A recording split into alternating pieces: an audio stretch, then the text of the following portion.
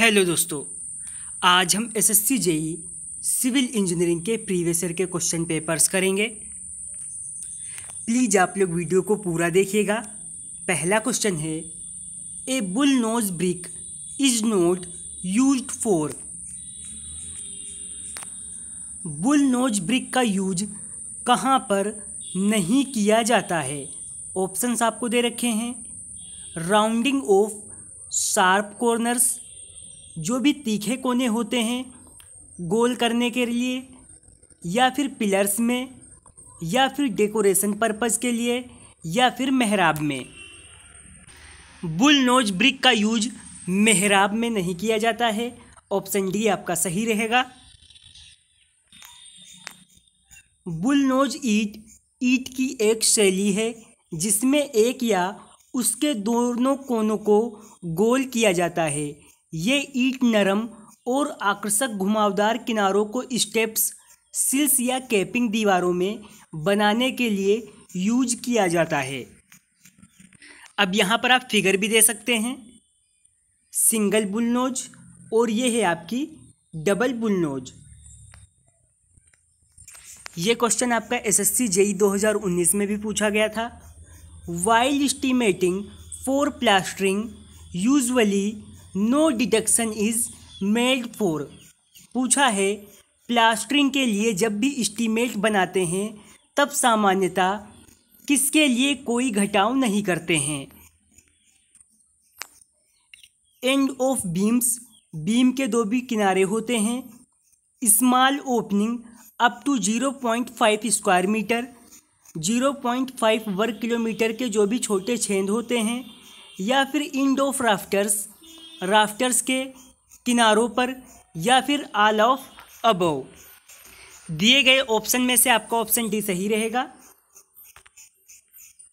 अगला क्वेश्चन है public health engineering से। द एलम एडल्ट as coagulant in water treatment functions better when the raw water is. पूछा है, जल उपचार के लिए स्कंदक के रूप में मिलाई गई फिटकरी बढ़िया काम करती है जब कच्चा जल कैसा हो? तो कच्चा जल होना चाहिए alkaline with high turbidity. Option B आपका सही रहेगा। नेक्स्ट क्वेश्चन है, पोल्यूटेंट स्टैंडर्ड इंडेक्स यानी PSI value in between 101 to 199 denotes the air quality as. यहाँ पर आपसे पूछा है, 101 से लेकर 199 के बीच प्रदूषक मानक इकाई यानी पीएसआई वायु गुणवत्ता के बारे में क्या प्रदर्शित करती है? अच्छा, मॉडरेट, अनहेल्दी, या फिर खतरनाक। तो ये डोनेट करती है कि ये स्वास्थ्य के लिए अच्छा नहीं है। ऑप्शन सी आपका सही रहेगा। नेक्स्ट क्वेश्चन है, indicating works left in excavated frames to facilitate the measurement of borrow pits are known as.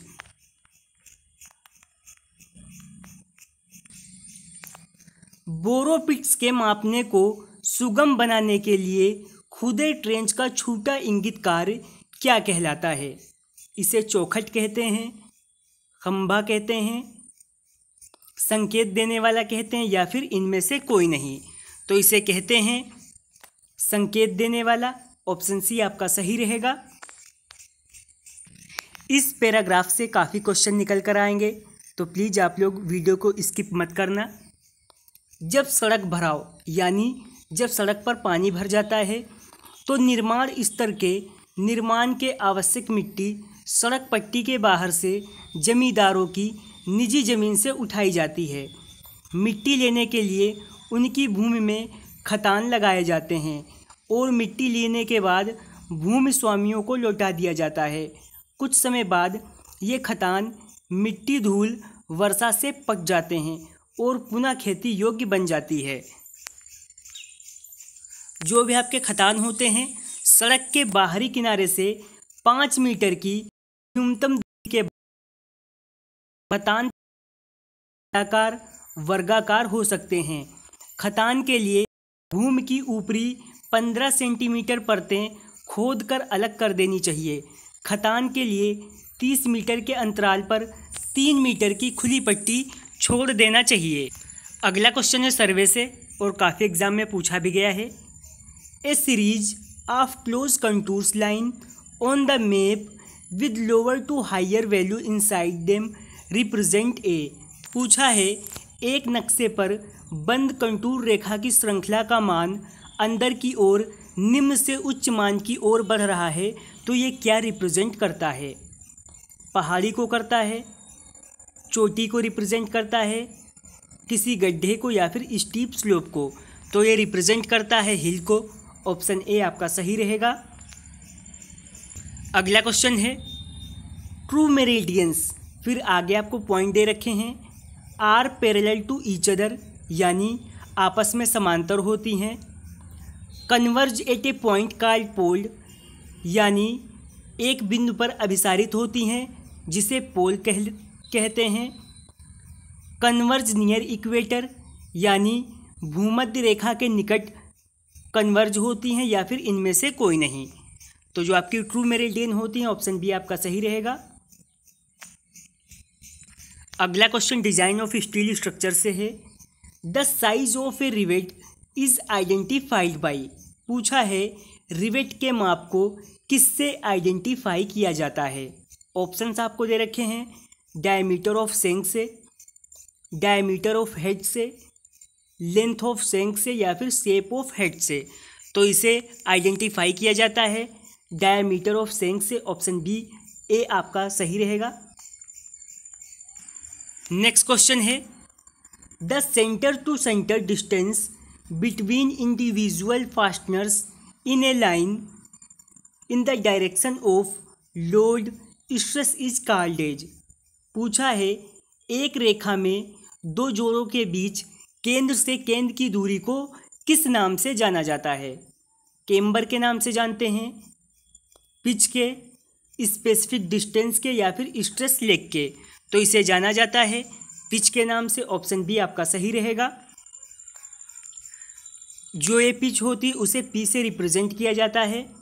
अलग अलग लाइन के लिए पिच अलग अलग भी हो सकती है। इस दशा में सबसे अंदर वाली पंक्ति में पिच सबसे कम होगी। नेक्स्ट क्वेश्चन है the ratio of moment of inertia about the neutral axis to the distance of the most distant point of the section from the neutral axis is called. तो इसे कहते हैं सेक्शन मॉड्यूलस। ऑप्शन बी आपका सही रहेगा। अगला question है workability of concrete is directly proportional to. पूछा है कंक्रीट की वर्केबिलिटी डायरेक्टली प्रोपोर्शनल होगी। ऑप्शंस आपको दे रखे हैं, टाइम ऑफ ट्रांजिट के, वाटर सीमेंट रेशियो के, ग्रेडिंग ऑफ एग्रीगेट के, स्ट्रेंथ ऑफ कंक्रीट के या फिर एग्रीगेट सीमेंट रेशियो के। ऑप्शन बी आपका सही रहेगा। वाटर सीमेंट रेशियो और ग्रेडिंग ऑफ एग्रीगेट के। इस पैराग्राफ से भी आपके कुछ क्वेश्चन निकल कर आएंगे। कंक्रीट के एग्रीगेट का श्रेणीकरण एवं अनुपात, कंक्रीट की स्ट्रेंथ, कंपैक्शन, वर्केबिलिटी इत्यादि सभी फैक्टर वाटर सीमेंट रेशियो पर निर्भर करता है। वाटर सीमेंट रेशियो का मान मिलावे में प्रेजेंट नमी पर निर्भर करता है। इस प्रकार के कंक्रीट की वर्केबिलिटी इससे मिलाए गए पानी पर डिपेंड करती है।